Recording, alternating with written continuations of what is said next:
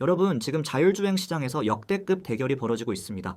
바로 테슬라의 일론 머스크와 엔비디아의 젠슨 황, 이 두 거물이 정면 충돌하고 있는 건데요. 지난주 CES 2026에서 젠슨 황이 깜짝 발표를 했습니다.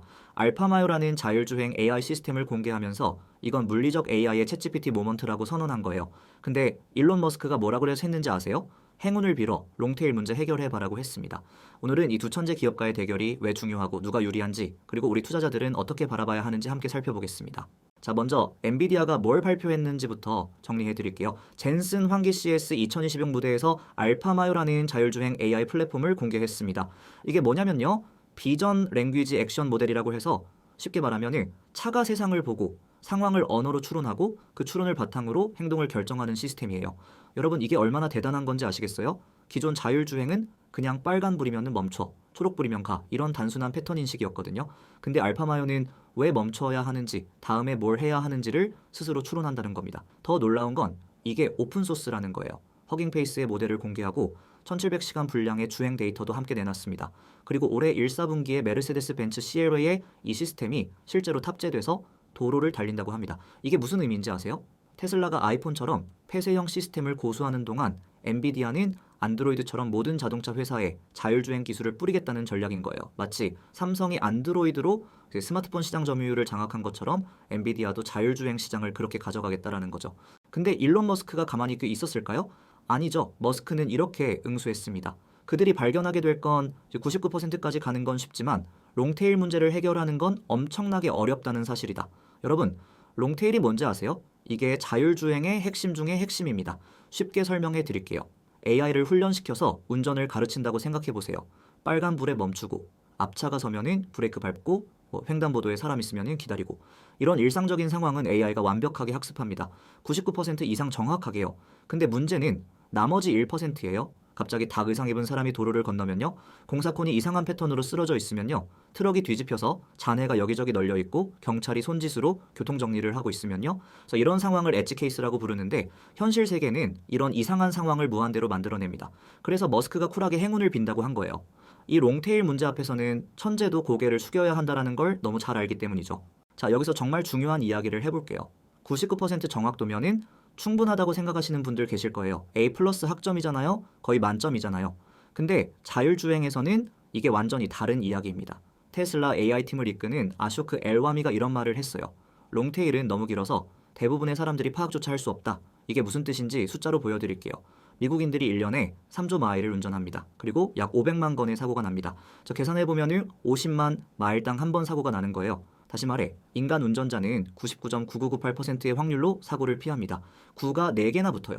자율주행차가 인간보다 안전하려면 이 수준을 넘어야 합니다. 99%가 아니라 99.9999%요. 그리고 여기서 핵심이 뭐냐면 9를 하나 추가할 때마다 필요한 노력이 이전 모든 작업량을 합친 것만큼 늘어난다는 겁니다. 이걸 9의 행진이라고 부르는데요. 이게 바로 일론 머스크가 2019년부터 매년 올해는 된다고 했다가 틀렸던 이유예요. 여러분, 이 대결에서 진짜 중요한 건 뭘까요? 기술력, 자금력? 아닙니다. 데이터입니다. 테슬라가 가진 게 뭔지 아세요? 전 세계 도로에 700만 대의 차가 돌아다니고 있어요. 그리고 이 차들 중 상당수가 FSD를 실행하면서 계속 데이터를 수집하고 있습니다. 수십억 마일의 주행 데이터요.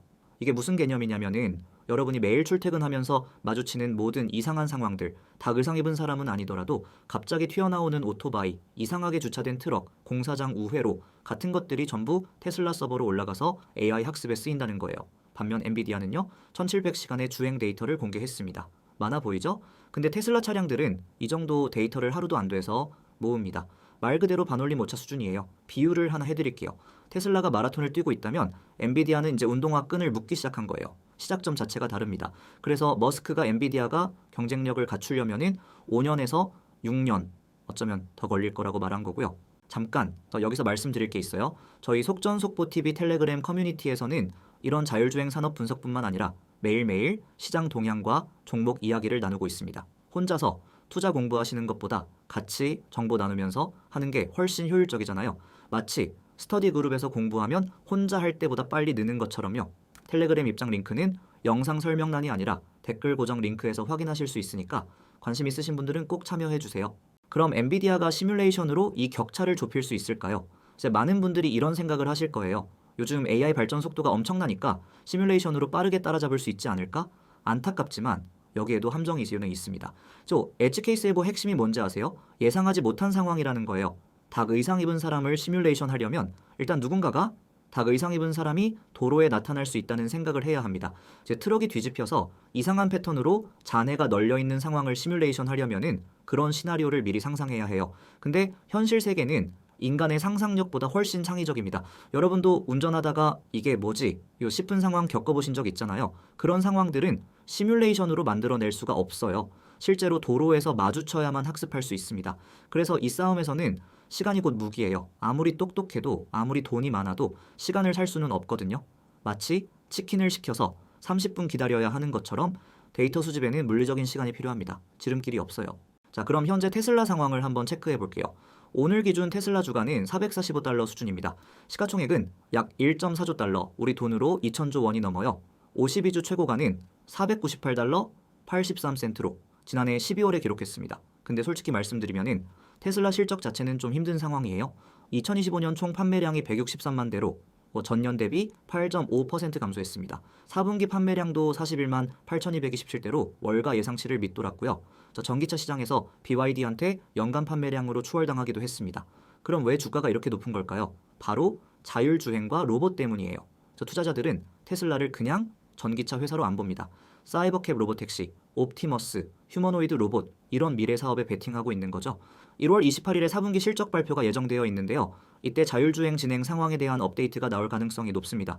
테슬라가 롱테일 문제를 얼마나 해결하고 있는지 그 힌트를 얻을 수 있는 중요한 시점이에요.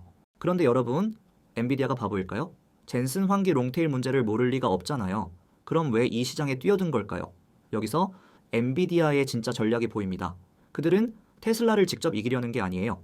테슬라를 제외한 나머지 모든 자동차 회사의 자율주행 인프라가 되려는 겁니다. 생각해보세요. 세계의 자동차 회사가 몇 개예요? 토요타, 폭스바겐, 현대기아, GM, 포드, 스텔란티스, 혼다, BMW, 메르세데스. 이 회사들이 테슬라처럼 자체 자율주행 기술을 처음부터 개발할 수 있을까요? 현실적으로 어렵습니다. 시간도 없고 데이터도 없고 인력도 부족해요. 그래서 엔비디아가 알파마요를 오픈소스로 푼 거예요. 못 만들겠으면은 우리 거 가져다 쓰세요. 대신 우리 칩 사세요.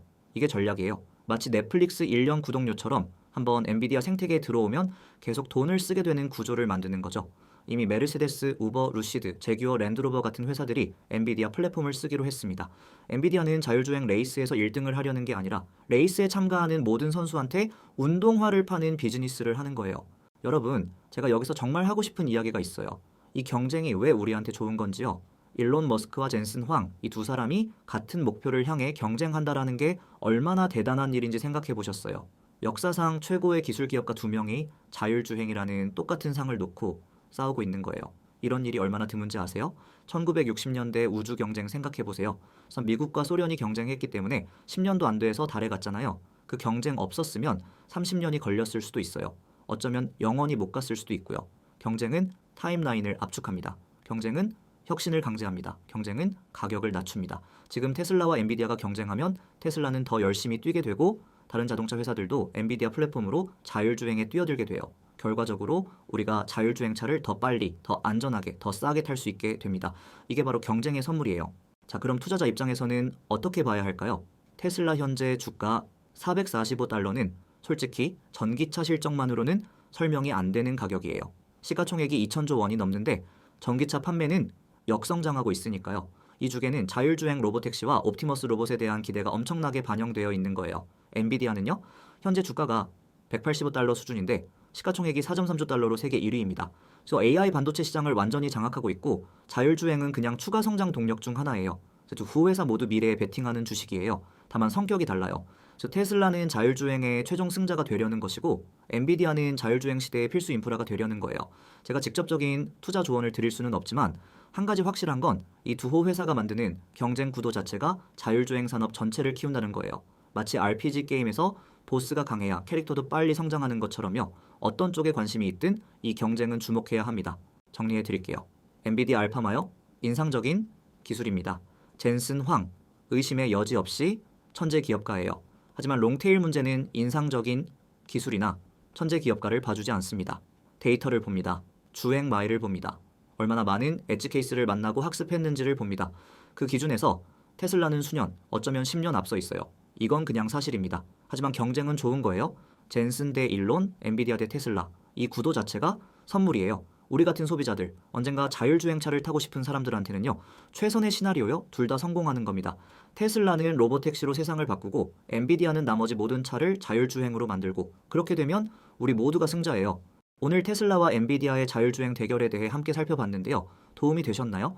저희 텔레그램 커뮤니티에서는 이런 산업 분석을 매일 더 깊이 있게 다루고 있습니다. 테슬라 실적 발표 전후로 어떤 움직임이 있는지, 엔비디아 주계 자율주행 호재가 얼마나 반영되는지 혼자서 찾아보기 힘든 정보들을 함께 나누고 있어요. 여러분, 투자는 결국 정보 싸움이잖아요. 알바 시급으로 치면 몇 시간 투자해서 수백만 원 아낄 수 있는 정보가 있다면 그건 가치 있는 시간 투자 아닐까요? 텔레그램 입장 링크는 영상 설명란이 아니라 댓글 고정 링크에서 확인하실 수 있습니다. 꼭 확인해 주시고 같이 공부하면서 성장해요. 오늘 영상이 유익했다면 좋아요와 구독 부탁드리고요. 다음 영상에서 또 만나요. 속전속보TV였습니다. 여러분 모두 성투하세요.